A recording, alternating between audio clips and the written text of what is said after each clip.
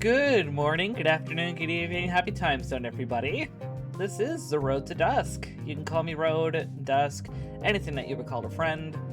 I am a dream usher, so I focus on sleep, dreams, and the imagination to help create an environment where people can learn to be the better versions of themselves. This is the fourth video on the Conlang showcase for Reim, a Conlang that I often use and want to implement more into my Vtuber lore as a dream usher. I love the idea of giving a showcase for this Conlang, especially in case people may be interested in wanting to teach themselves it. But some of the more important aspects of this language is definitely its grammar, and oh boy does it get complicated, starting with the conjunctions. So conjunctions in Reim are relatively simple-ish, with a notable twist that relates to allophony again. You may remember allophony in one of the previous videos where we talked about how certain sounds kind of change when different letters are next to each other. This is no exception, so you may remember some of the rules of allophony from before, which do relate to conjunctions even more so. So, first off, if a conjunction ending in a vowel comes before a word starting with a vowel or a nasal, it's more common to omit the final vowel in the conjunction and replace it with an apostrophe, at least in writing. Otherwise, when it is actively pronounced, it's just lost entirely, with the consonant leading to more sound changes in the long run. But at least with just focusing on the loss of that vowel, that is called vowel elision. Now, after an elision, though, if the preposition does end in a voiceless stop, such as P, T, K, or C, like I said, other sound changes can occur, from the nasal bleeding like we get sometimes, or even palatalization, which is the adding of a Y sound. This does also happen with prepositions, actually, but for conjunctions it is pretty common, and it's good to know this for both. With that noted, we do have quite a few prepositions in Reim, quite a few here, and I will read them off here, pronounce them in Reim and their translations. We have ron, meaning by means with or with. We have bete, meaning beside, next to, or with. Öte, meaning with or plus. Könra, meaning between. Ein, meaning in. Ena, or sometimes you may hear or see ena, meaning inside of, within, or into. Effe, meaning after or since. Off, meaning of. Far, meaning from or off of. In, meaning while, during, or as. Kara, meaning because or due to. Kera, meaning for or to. Ton, meaning for the purpose or sake of, regarding, in order to, or for. Usira, meaning behind. Mete, meaning before or prior to. Menen, meaning before or in front of. Miet, meaning near. Ni, meaning to or at. Onar, meaning on. Ondi, meaning without. We, meaning up, over, across, or past. Bale, meaning like, or as if. Sita, meaning down, under, or below. Tasa, meaning against or compared to. And meaning until. Now you'll notice that we have quite a few prepositions here that have kind of the same meaning, but all of them are used in very different contexts. Let me show you. So we have a few categories of prepositions that have similar meanings, but their context diverges them completely. For example, we have öte, bete, and ron that all have some sort of meaning of with, but they're used completely differently. While öte is used in a more general way of meaning with, similar to how we tend to freely use and in English, Beta, it more has the use of meaning something that is beside, parallel, or adjacent to something else, while ron describes the use of something. So we can say with the phrase like, I like cake with strawberries, in Reim and in English, both of them have the fluidity to mean either cake with strawberries on top, or cake with strawberries on the side, or even cake and strawberries completely separately. So when you want to say, I like cake with strawberries, in Reim, you can say, I så ge paffa utan ludo dankarol. Uta can also be used when talking about multiple nouns as the same subject or the same object. Similarly, when we want to talk about going to someone else's house with another person, there's two ways that we can frame the sentence while still using uta. We can either say, more literally, I walked to my brother's house with my friend, or we can say, I and my friend walked to my brother's house. So that would be, I ute Reimsog Meyer, Now, when we get to using the preposition beta, we can use it in certain phrases such as, come with me. So, hombe mai, like come with me, come alongside me, follow me. Similarly, when we want to say, like, are you with me or not? Or more casually, are you in or out? When we want to drive that feeling home of, like, are you going to be beside me or not? Reim just does that automatically. So, they say, literally, are you beside me? Or is that not so? Then we get to ron, which, for those that may know a little bit when it comes to grammar in other languages, this is our instrumental preposition. It means by, with. So, like, I made the bowl by hand in this example sentence. Bekeludo ron hem. We can also use ron in phrases similar to, like, I went to work by bus. I chopped a leek with a knife. That is the instrumental kind of case, and by proxy, ron is our instrumental with preposition. Our next set is usire, mate, and menen. All of them mean having some reference to being before, but before in English has such a broad spectrum. It can mean being behind something, such as usira. It can mean being prior to something, so like in the past, which uses mate, or you can describe something that is in front of something, which in Reim is menen. So when we want to say, stay behind me, when we want to emphasize that something is behind something else, we say, derka usire mae. When we want to say that something is in front of us, when we want to say, for example, the phrase, I was in front of you, dreke merunaye. Or when we want to talk about being before something in the past, say the phrase like, oh, before I met your father. In Reim, we would say, Matuka maya hanornaye merdege. Now here is probably one of the more annoying aspects of Reim. While in English, adverbs are pretty free in where they are placed, and often where they are placed adds different amounts of emphasis in English, while in Reim, they can have some freedom, especially in poetry and lyrics. In spoken and formal Reim, it tends to be a little more rigid, with having specific spots that it's allowed to be in depending on the tense and or voice of the verb. So, for example, you have the imperative tense, which is our commands. So typically, you have the adverbs at the end of the sentence. So when you want to tell someone, come over here now, you would say homem, with m being the word for now, and with m as an adverb being at the end of the sentence.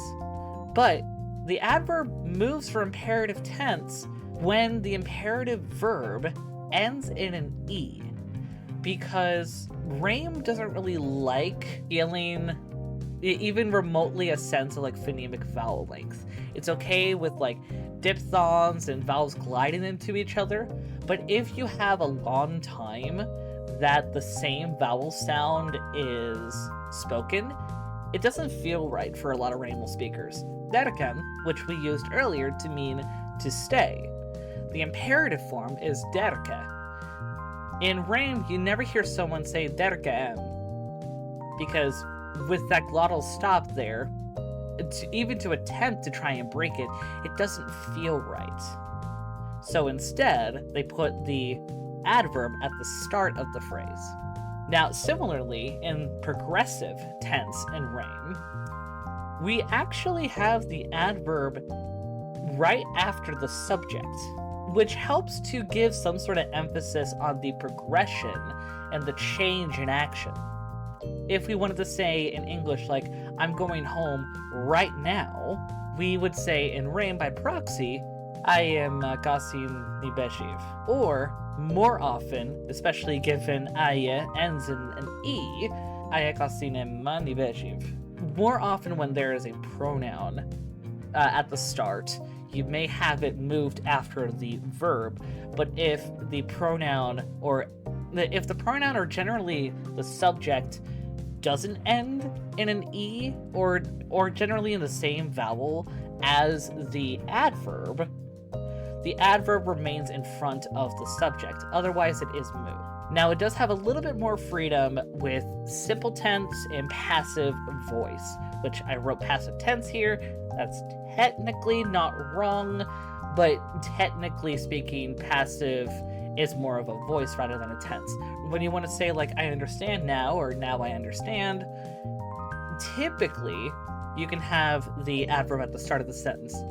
Am I evahiret? Or, if you want to add a little bit of emphasis, you can actually have the adverb at the end of the sentence.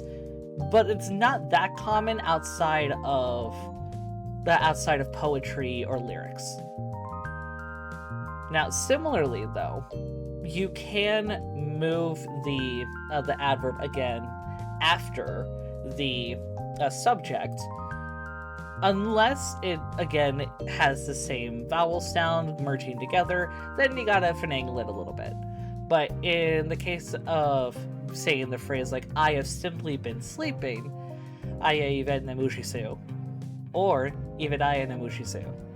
Now, here's where things start to get tricky, and we are diving into some grammar review, general grammar review, not just for Reim, but for English. So, might want to get some notes. There's not going to be a test, but if you're going to be learning Reim, this is still probably going to be important to know. So if you remember, our sentence structures in Reim, at least for simple sentence structures, is subject, verb, object. Exact same in English. However, when we get into complex sentence structures, that's where things get a little complicated, because we start to move things around a little bit. So, when a sentence has multiple verbs, we tend to put the secondary verb after the subject with the main verb at the end. How do we define what is considered a secondary verb and a main verb? When we want to say something like, I want to do something, I need to do something, or I saw that you did something. That seeing something, that wanting something, that needing something, that having to do something, those are our main verbs. And everything else that we talk about is considered our secondary verb. Now then, we can also get into auxiliary verbs such as can, shall, will. Those are also put at the end of the sentence with the main verb going after the subject. So we have some examples here for a simple sentence structure, and then our two different types of complex. So we have "I vahiranaye," meaning I understand you. "I vahiranaye osat," I want to understand you. "I vahiranaye dakayat," I can understand you. Now, before we go too much deeper into Remal grammar, let's go in a quick proper review into English grammar and arguably linguistics in general. Because we're going to need these, I promise you. Now, I would not be surprised if you probably struggled with understanding a lot of these. Believe me, I did too. It wasn't until getting my linguistics degree and getting into my linguistics courses that I was more better able to understand these concepts. What am I talking about? Well, clauses and phrases. How do we describe clauses and phrases outside of linguistics? How is there a way to describe these that most people can understand? Well, I think I found the answer. So a clause is a set of multiple phrases coming together to create either a complete or a partial train of thought. By proxy, it means that clause is an incredibly vague concept. That's because it is, unfortunately. See, now what is a phrase then? So phrases are specific parts of sentences comprised of nouns, verbs, adjectives, adverbs, determiners, prepositions, all that jazz. You can have verb phrases, noun phrases, adjective phrases, prepositional phrases. You have all these different types of phrases that come together to create various clauses. Now, what kind of clauses are there? Well, we have a few right here. An independent clause, also called a main clause, is a clause that is complete. It gives complete, concise information that is understandable on its own. It does not need any more context to be understood. So, me saying, "My name is Road," that is a full independent clause. But if I were to say, "My name," just my name, that is what we call a dependent clause, or a subordinate clause. A clause that is incomplete, has incomplete thoughts, requiring to be connected to other clauses to have a fuller context to be understood. Now, we also have other forms of subordinate clauses called conjunction clauses and relative clauses. A conjunction clause uses, conjunctions, or sometimes prepositions, to add an always necessary context to the sentence. Now, a relative clause, however, these are our that clauses in English. They do give context to a verb or noun by relating it to descriptions that don't always need to be contextualized to the sentence to make sense. So, relative clauses are a lot more optional compared to conjunction clauses. Why is that the case? It's partly in relation to the relative case in Reim, and by proxy, how relative phrases are used in English. So we'll be going back and forth on the similarities and differences between English relative phrases and the Remal relative case here, but roll with me on this. So, in Reim, relative cases have a different sentence structure than typical Remal sentences, with typically starting with gat and ton before the full relative phrase, or rather relative clause, is used. Gat means that, and ton is one of our prepositions earlier, meaning for the sake of, in order to, or regarding. You could argue that ton in this case can be a bit of a topic marker, which is especially poignant given how the sentence structure changes. How so? Because we go from SVO, subject, object, verb, to SOV, subject, object, verb. Similarly, in complex sentence structures, we keep the object next to the subject, meaning that the verbs get put together. Now, while in formal Reim, you are required to use both gat and ton in the sentence, in spoken and casual Reim, it's not typically the case. When the relative clause begins with a noun, gat is often optional, while ton remains. In contrast, when the relative clause begins with a pronoun, while both are optional, gat is still often used. So for example, when it comes to relative clauses in Reim, we have certain phrases such as, and I'm telling you that I'm not going. Notice how that in English can be omitted. And since this relative phrase that we have at the end of the full sentence starts with a pronoun, we can omit both gat and ton. So we can say this multiple ways. Either the first, ataeromenimae gatomai kanat. Second, ataeromenimae gamai kanat. Or third, ataeromenimae mai kanat. Now, when it comes to phrases with relative clauses that don't start with a pronoun, remember that we do have to keep ton, but gat can be omitted. While in English you can say, I think cats are faithful pets, in Reim you can say either Ayabegane gatunkire kime narintirat or Ayabegane tunkire kime narintirat. Now, the relative clause can also be used with certain interrogative phrases. However, it completely differs between Reim and English. While in English, the subordinate clause begins with the interrogative pronoun, subordinative clause being the general term for certain clauses, which relative clauses being one form of subordinate clause, for a reminder. In Reim, the main clause ends with the interrogative pronoun, while the subordinate clause, or the relative clause in this case, does not. So when we want to say in English, you don't understand what I say, that in Reim we say Navana hirekaga to mairome. Or, more literally, you don't understand what that I say. And again, we can go back to some of the rules that we said earlier with certain words being omitted. So we can say either Navana hirekaga mairome, or we can even say Navana hireka mairome. And just for full transparency, here are the relative pronouns. Do not forget that we have quite a few pronouns in Reim with 11 pronouns per case.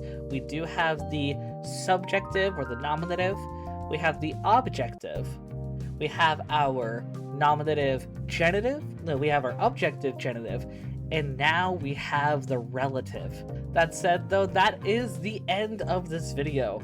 Do not forget that we do have another video up right next to this one in celebration of LGBTQIA2 Spirit Plus Pride Month.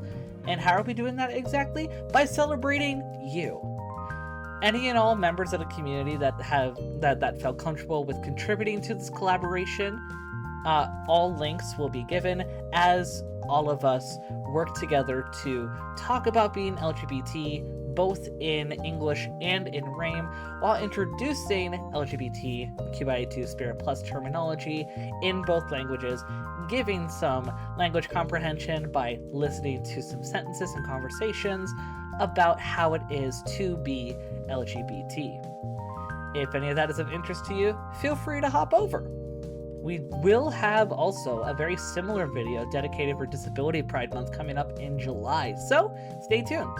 Also, do not forget that we always have the Memrise course available for Reim. Frankly, it is still only in the 101 level, so if we ever want to dive a little bit deeper into, say, relative sentence structure and more active language comprehension and practice, you're more than open to become part of the official Discord, where I can work with you and actively talk with all of you in Reim. Similarly, on my live streams, I do occasionally want to have... Thanks so much for sticking around till the end of the video. If you haven't already, be sure to take a look at all of our streaming platforms, our socials, and our official Discord server. Do know that while this is the end of the video, this is not the end of our time together, as the road to Dusk will always be open for another adventure. Please have a wonderful rest of your morning, afternoon, evening, whatever time it is in your time zone, as we say. Diora. Bye-bye.